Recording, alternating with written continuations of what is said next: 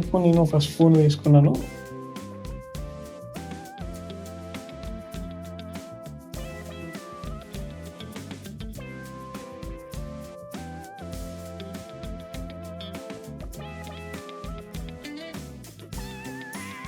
తర్వాత మనం క్లీన్ చేసుకున్న ఆ మెత్తళ్ళు ఏవైతే ఉన్నాయో ఆ మెత్తళ్ళని వేసుకొని, ఫస్ట్ టైం కాబట్టి మనం గంటెతోనే కలయబెట్టుకోవచ్చు. నెక్స్ట్ టైం నుంచి ఇక మనం గంటె పక్కకు రావద్దు, ఎందుకంటే గంటెతో కలయబెడితే మీకు పేస్ట్ అయిపోద్ది.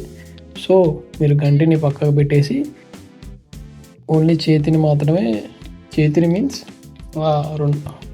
కడాయిని పేస్ట్ క్లాత్తో పట్టుకొని కడాయిని తిప్పుతూనే మనం కలుపుకోవాలి. బికాజ్ గంట పెడితే అది మొత్తం పేస్ట్ లాగా అవుతుంది. ఆ తర్వాత చింతపండు పులుసు వేసుకోవాలి.